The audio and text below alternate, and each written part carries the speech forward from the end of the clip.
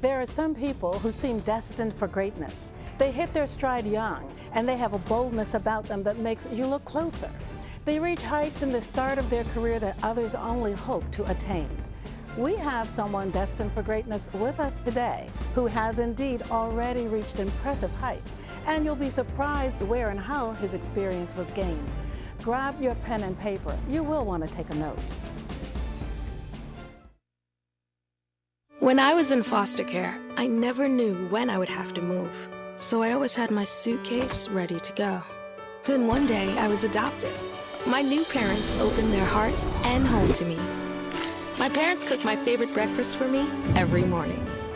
My parents take me on trips I never thought I would go on. They gave me a home and an even better reason to use that suitcase. My parents aren't perfect, but they're perfect for me.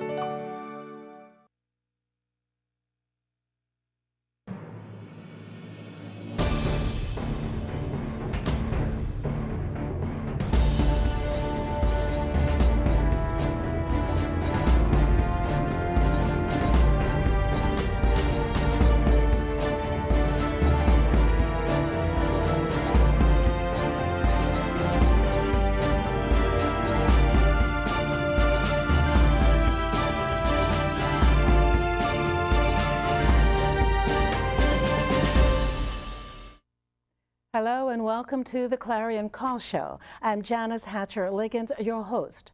Every now and then someone will catch our attention who we think is uniquely different and even intriguing. Today's guest is just like that.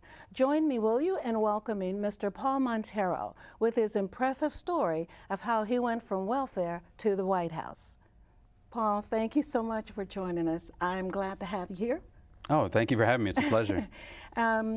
Tell us a little bit about your upbringing. You grew up right here in the county. I did, yeah. And went to public schools. Tell us all about that. Yeah, so my parents both immigrated here from other places. Okay. My dad from Jamaica, my mom from Palau, a small island in the Pacific, part of Micronesia. And they met at McDonald's and had, a bunch of kids. And so we grew up, right around this area. And as is often the case with like young parents with a lot of kids, not a lot of money, public schools were good to us, and went to kindergarten at Adelphi Elementary. Miss Bailiff's class, I still remember. We had AM kindergarten, and Buck Lodge Middle, and High Point High School, and and throughout that time, just having the support of this place, because at different points my dad was unemployed, at different points he got locked up. Or my mom was sort of looking for work or working overtime to try to make ends meet for us. And I was the free reduced lunch kid in the public school. And looking back now, that's part of my testimony. But at the time, I do remember, a lot of embarrassment about that, not having the nicest clothes and shoes, shopping at Ames or Kmart, where your friends are shopping at Foot Locker or whatever, and then everyone has some name brand shoes, and you're wearing, so, but looking back again, I appreciate stuff like that, because it teaches you to appreciate everything you have, and sometimes the things that are superficial that get too more importance than they're worth. And you were the first in your family to graduate high school? Yeah. My sister's the eldest and the smartest. She got pregnant in 10th grade and ended up leaving school. So I'm the next oldest and the oldest boy. And I picked up the baton and finished at High Point in Beltsville. And went on then to University of Maryland, yeah. Okay, good. Yeah, and it was always the school you could see, because I lived around the corner from the university in the Liney Park, Adelphi area. So. What was your major? History. Okay. Yeah, my goal was to go back to High Point and become the AP US history teacher. Okay. And then the freshman year of college, I got an internship at the Supreme Court down in DC. Oh, nice. And to be clear, I was there as an aide to the marshal of the court to fetch water if the justices needed, but the position allowed you to sit on the bench with the justices. And that exposure to some of the best lawyers in the country, while I was in college, I stayed as a history major, but I said I want to be a lawyer instead. So then you went on to law school? Yep, at the greatest law school in the country, Howard University School of Law. Yeah. That's right. Great. Yeah. And so, but tell us a little bit about, from there, you went on to help with the Obama campaign. Yes. How did you get connected with, and what drew you to that campaign? I think, like this was 2006, so 2004 is when Barack Obama sort of arrived on the national scene, his speech at the Democratic National Convention in Boston. And I saw that and I thought, this guy's amazing. But there was another speech he gave in 2005 or 2006 called the Call to Renewal speech. And he was outlining his vision of how religion should be something that brings people together. Instead, it's being used as something that sorts Americans into, well, you're good and you're bad, and you're right and you're wrong. And Democrats in particular sort of got into this defensive crouch of, we just don't talk about religion. And, for different reasons, but the whole point of his speech was, this should be a force that unites people. And if we don't address a force that motivates millions of most Americans in terms of their faith, you're going to keep losing elections. You're going to keep feeling or giving the impression that you don't care much about faith. So when he gave that speech, I said, I got to work for him. And so I applied to work in his Senate office on Capitol Hill. And I literally prayed and fasted about that, because if you know how the Hill works, you either have to be the son or daughter of some big cheese governor or donor or somebody important. My parents, I think they're very important, but they're permanent residents. They don't even vote, and much less give money to the party. So I didn't have any connections. So I said, and they hire people from their state. I'm from Maryland. He's a senator from Illinois. So I said, I'm going to pray and fast, half-day fast, until they call me back. Wow. A month went by, 2 months went by. That third month, like halfway through the month, because I was hungry and I was like, I love breakfast. And I was like, they're not going to call back. That was the week I was going to stop. That's when the call came. Wow. And they gave me an opportunity to start there. And then one thing led to another. He announced he was running for president maybe 6 months later. And I got a position as the National Deputy Director for Religious Outreach, because again, that was something very important to me. And did you emphasize that when you applied? I did. The religion part when you applied? The speech anyway. Not so much the religion part, but they asked, so what draws you to work for or want to work for him? And people point to different remarks he's given or positions he's taken. I pointed to that speech. Okay. And it morphed into a full-time job on the campaign, leading our religious outreach, because a lot of the attacks when he first announced, I mean, even throughout his term as president, were rooted in his religious identity. What about his middle name? What about his father? What about his church in Chicago? What about, So that was a big issue, and it was plenty of work. I was so blessed to have the opportunity. Yeah. Wonderful, wonderful. And so at what point during this campaign did you join? I mean, how long for? So I joined in May of 2007. Okay, so you were there a lot. So it was early-ish. He announced, I believe, in February. So a few months later, I drove out to Chicago, 12 hours. And I got to be honest, that's a long drive, and you start thinking, like, is this the right thing to do? Is this man really going to beat the Clinton machine? Yeah. But I believed in him, and I thought, even if it didn't work out, I believed in what he was pushing in terms of a message and his platform. So, I started in May of 2007 through November of 2008. Wonderful, wonderful. As you were working on the campaign, what kind of things, and heading up that particular unit for religious relations, what kind of things did you do? Engaging denominational leaders, and during the campaign, there are some religious groups that are more open to working with you, right? The African American churches were open to him, at least, where maybe Southern Baptist Convention wasn't so much about, engaging. But even among African American church leaders, like the bishops of Kojic and AME, Zion, CME, many of them were behind Clinton. And so it was just this interesting dynamic of engaging the leadership. They're cool, with a few exceptions. There were a couple of high-profile people like Bishop Vashti McKenzie and others who were about Barack Obama early.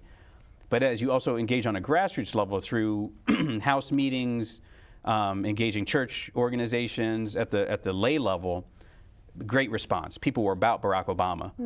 But it wasn't until January 3rd, 2008, the Iowa caucuses. When he won Iowa, we got calls back from people that would not return a message in a bottle.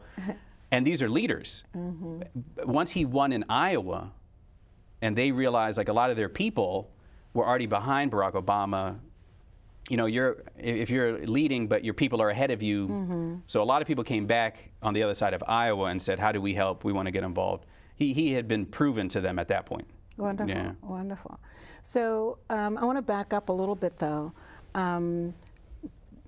because I know that at some point you went to teach at University of Maryland. So did. Where does that come in? Yeah, that came, I started when I was the Director of AmeriCorps Vista. Okay. Yeah, so that was 2014. Later. Yeah, That was much 2014. later. And I was invited to teach at the university while I was at the White House, but the schedule just didn't allow for it. And they said, design a class you would want to teach. And so I designed a class that focuses on religion and politics. Like, Maryland's unique in that we had the first written attempt in the Western Hemisphere to mandate religious tolerance. Like, we're going to get along, even though we don't believe the same thing. The Maryland Toleration Act of 1649, because Maryland was a Catholic colony.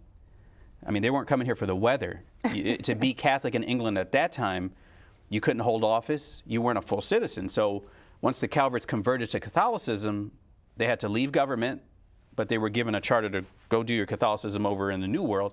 But most of the people that lived in Maryland were Protestant. And that, you know, the big, you know, static between the two groups. So it basically said, if you don't say these things to one another, hurtful words, slurs, if you don't do these things, you know, and if you do, we'll fine you, up to whipping you, up to kicking you out of the colony. So it was a very, like, you know, well-intentioned effort. It failed. It didn't work. But it was an early attempt to show how people that believe different things can or can't live together, and draw the line from that to today, really around the Obamacare fight. Because when Obamacare was going on, there were a lot of attacks at saying this is a unprecedented government assault on religion and all this, you know, a lot of rhetoric. And just as a history major, I was like, well, wait a minute. This has been the thorniest conversation that America's, you know, one of the thorniest conversations America's ever had, because when you look at religion and can this group of people own that group of people? Using the Bible to support an institution of slavery, the role of women, alcohol in public life, should we get rid of alcohol, the questions of war. It's always been a very controversial topic, and so, yeah, that's the class I teach. Well, that was an interesting position to get in the White House, and then to be able to craft your own topic to teach at the university. It's very interesting. Yeah, I was blessed to do it. I mean, running religious outreach for the Obama White House was, even the bad days were good days, because it was very much intentional about engaging people in a robust way. Even African American church, you look at it, the engagement at the federal level, especially at the White House level, was come to the Christmas event or come to the prayer breakfast twice a year. Easter egg roll maybe 3 times, you know, that's it. And when you think about what a church does, what a faith-based organization does generally, they're dealing with day-to-day, real-life, bleeding issues at, you know, hunger, homelessness, domestic violence, returning citizens. And so why wouldn't you want these faith leaders, when you're talking through policies around economic opportunity, breaking the prison to, you know, this dropout to prison pipeline, it's just a superficial level of engagement. You got to go deeper. And so that I was very happy to do that with groups that we were engaging, and bringing new groups in. I mean, the Muslim American community that had been put in the security box during the previous administration of the federal government will engage Muslims when you're talking about terrorism or radicalization. It's like, all right, well, what about the other issues? They're Muslim Americans. They worry about having a job and what kind of school their kids going to. Else. Yeah, like everyone else. So stop putting them in the policy box of just these two issues. It's not right. So really broadening out the engagement, because it's their government. Wonderful. So you ended up going into the Obama administration upon his election. How did that come to be? Yeah, I mean, I only got in. I told you how I got in, right, in the Senate office. And so some people would say one thing led to another. I don't believe in that. I don't believe in coincidence. And so I think, how in the world did someone like me get up in his office where everyone was trying to work for Senator Barack Obama in 2006? And then because I was on his campaign, you know, the campaign was successful, they asked a group of us that had started with him to come to the White House and serve on his White House staff. And that's how it happened. But it wasn't because I'm brilliant. I believe God allowed it to happen and blessed me with the opportunity.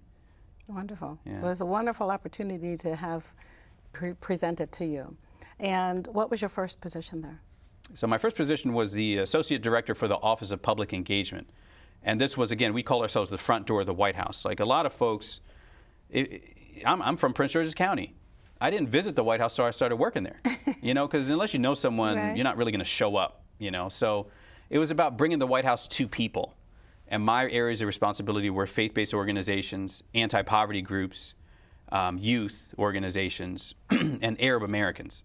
Given all the, you know, Arab Spring and the uprisings in other countries in the Middle East, those people that had relatives here, you know, a lot to tell their government.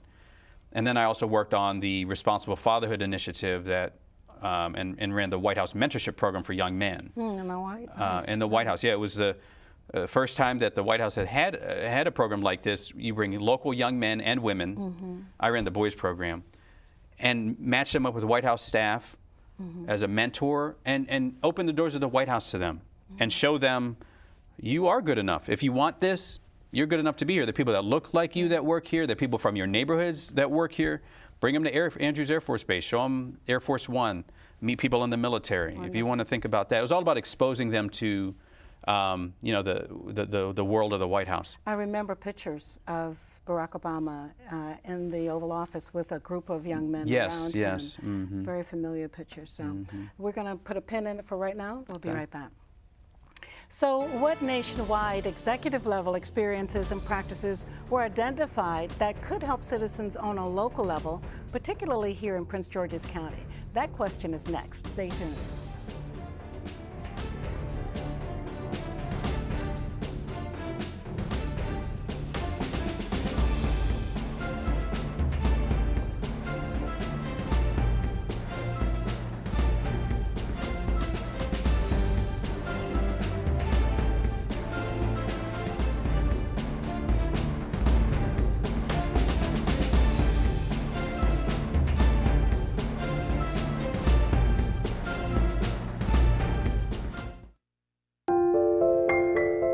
Close your eyes.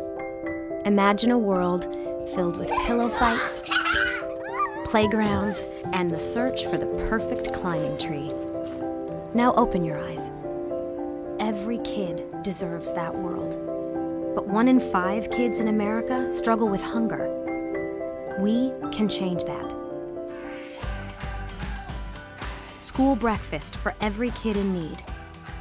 Meals available during the summer and after school in every neighborhood.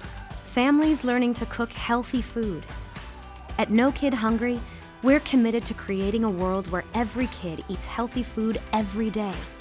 We raise funds, we help families, we lift up communities. And we're ending childhood hunger in America. No child deserves to grow up hungry, and with your help, they won't.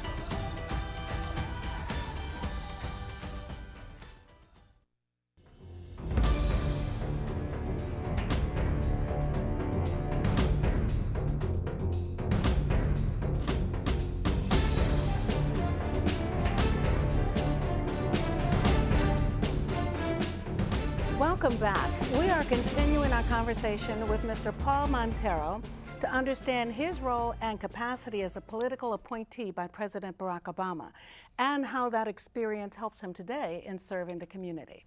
So Paul, again, welcome. Thank you. To the show. So we were talking about your tenure as an appointee and Barack Obama's administration. So tell us a little bit more about that. You mentioned you were just finishing up talking about your appointment to help the religious community, and then from there, what was next? So served as Associate Director for the Office of Public Engagement at the White House, engaging faith-based organizations, anti-poverty nonprofits, youth organizations, Arab Americans, and the White House Mentorship Program that rolled into My Brother's Keeper, the initiative around minority men and boys and life outcomes for them. And in 2014 then, the President appointed me to run AmeriCorps Vista, the Domestic Peace Corps. And I think it was largely informed by the work I did at the White House because, again, I was engaging the YMCAs, the No Kid Hungries, the Share Our Strengths, the Boys and Girls Clubs of the country. I was working with the mentorship program, the Responsible Fatherhood Initiative to deal with the crisis of father absence. And the way AmeriCorps Vista is set up is the Domestic Peace Corps. and started in 1965 as a domestic version of the Peace Corps to have Americans serve their country without leaving, and to help scale nonprofits that are engaged in the war on poverty. So dealing with hunger, homelessness, father absence, and helping the nonprofit scale. Because that's the perennial problem nonprofits have is you're doing something good, but you have 2 staff. You have a budget of $5,000. So you're doing a good thing, but you hit the resource ceiling really fast. And so we send you a grant writer, or we send you, or you help you recruit someone who can recruit volunteers to get more resources in, so you can do more of whatever good you're doing. So our budget of about $95 million. Wonderful. But when you look at what they raised, because that $95 million goes to support a corps of about 8,500 members around the country in a Boys and Girls Club or a nonprofit. When you add up what they raised through their grants, when you add up what they solicit and get through their cash or in-kind donation campaigns, it's over $200 million. Really? And I challenge people, show me another federal program that you give us $1 and we double it. Wow. Not for the federal government, Sure. but it's a leveraging of the federal dollar. It's a high ROI, return on investment, that you don't see at other programs. And again, it's not like a federal program that's saying, like, here, low-income community, this is what you need to do. That's a mistake a lot of governments have made. It says, hey, local community nonprofit, you already know what needs to be done. You don't have enough resources to do it. So here we'll leverage a federal dollar so you can scale your local intervention. And that's, I think, the secret sauce of AmeriCorps Vista. So I was the director for 2 years, and I made it a priority of funding nonprofits in the My Brother's Keeper space, because that's a national crisis that's going to cost everybody. Everybody. And also focusing in on dreamers and new Americans that are immigrating here, especially with, again, the turmoil in the Middle East. You had a number of Arabs, Syrians, Egyptians, Lebanese, Libyans relocating here, seeking asylum or as refugees. And you want to make sure that they have a smooth transition into life in America, because if you don't do that pre-work, that's where you see some pushback, where the community is like, I don't know what these folks are doing in my community, but I may be afraid of them. And you saw some of that the last couple of years, where some governors said, I'm not accepting any refugees. Yeah. Not in my state. And it's like, well, what is America about? So I was proud to do that work at AmeriCorps Vista, and then went to the Justice Department. And tell us about that. So the Justice Department, I was asked to go over there because I think it was informed by the work that I did at the White House with the religious communities, and the president thought it was relevant to the work the Community Relations Service does. So the Civil Rights Act of 1964, Title 10, creates the Community Relations Service. Most people have never heard of it, by design. Because the premise is, okay, Civil Rights Act of 1964, radical shift. I could walk into the restaurant yesterday, you could kick me to the curb and be within your rights to do it. But today, I'm coming in your restaurant and you have to serve me. That's not just going to happen. So the Community Relations Service is effectively skilled mediators that deploy quickly to communities where you have racial tension, or tension based on race, color, and national origin. And as a mediator, it says, okay, community leader, restaurant owner, mayor, so-and-so, police chief, we need to get together and figure this out. Because if you just let it happen however it's going to happen, somebody's going to get hurt, property will be destroyed, the community you all are a part of will be damaged. And it's all confidential, because most of them never want anyone to know they're working with the Justice Department. So we work under a strict confidentiality mandate. We can only discuss cases we worked after they're over. So Selma Montgomery March was one of the first Community Relations Service cases. All the way up to Trayvon Martin in Sanford, Florida. A lot of people miss. There was violence in different parts of the United States when Trayvon, both with the killing and also the verdict. Right. You didn't have a single violent incident in Sanford, Florida. How did that happen? And it was because the Community Relations Service mediators got in there fast. They identified the real influencers, because they're easy ones to spot: the mayor, the chief, the parents. What about that barber, though? What about that pastor, though? And they did, I think, a solid job of identifying, you're the leaders. You may not have a business card or an office, but people are looking to you. What do we do now? And we were all about, the Community Relations Service was all about showing, not saying don't be angry, not saying don't be indignant, don't demand accountability, but these are all the lawful, nonviolent ways to do that. Because the minute you feel like picking up a brick is the only way you're going to hear me, that's a different conversation. And they're not so much listening to your point as much as saying, oh, look at this person breaking the law. They're not talking about the underlying thing you're mad about. Did you all work with the police department at all in the community relations effort, and if so, how? Yeah, so the police departments were a key part of the, you're trying to stitch together some degree of community where maybe it doesn't exist. And that's the danger I see in a lot of communities now, even in some parts of, where we live here, where the police may be seen as a separate group, separate from the community. Or the community may be balkanized, where it's, well, these type of people live here and those type of people live there, or rich people, poor people, however you want to slice it up. And that segregation is a really dangerous thing, because something will remind you how connected you are, and it's probably not a good thing. We were dropping into cities, Baton Rouge after Alton Sterling, St. Anthony after Philando Castile, Charlotte, North Carolina, Baltimore, Maryland, Ferguson, Missouri. And what you find is broken communities. People on the margins, and then some people in the mix and in the know. And that kind of separation is a dangerous thing, because when something bad happens, then it's like blaming. And like, you didn't want to talk to me before this happened. Now you need me to do something. It's like the saying, it's hard to make friends when you need one.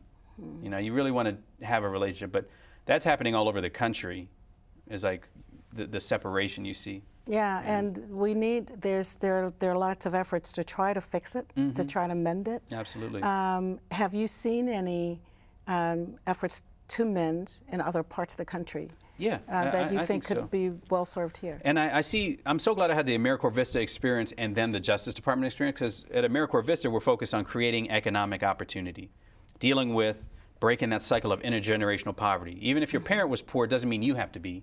And we're going to work with you to get your family economic opportunity, seeing programs focused on getting that 0 to 3 right, birth to 3. If you get that, all the research tells us, if that child is malnourished, exposed to violence, not hearing enough words per day, even when they get to Head Start or pre-K, they're starting at such a deficit.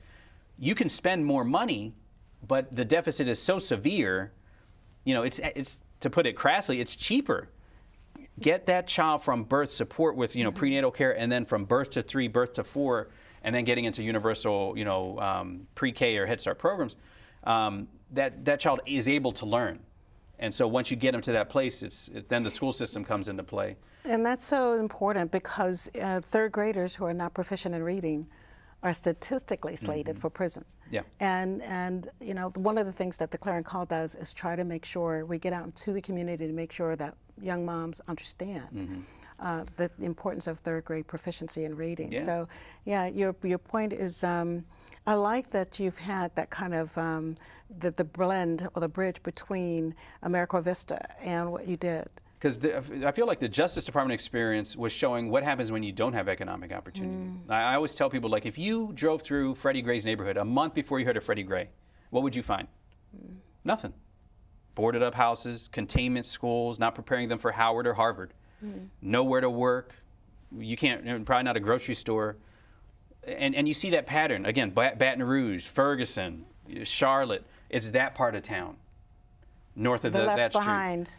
East of the river, whatever you want to call it, inside the Beltway here in Prince George's County. And so I saw so dramatically what happens when you don't invest in people. I'm not excusing bad behavior. Right. I'm just saying we kind of threw those folks away a while ago. And something will remind us how connected we are. They're important. They're important. They have dignity just like anyone else. Thank you, thank you. We're so out of time, it's not funny, but I've enjoyed it. I thoroughly have enjoyed it. We'll have to talk again. Okay. Executive level experience coupled with exposure to best practice programs around the nation do indeed present a unique skill set and management style, especially when put forth from a citizen-focused perspective.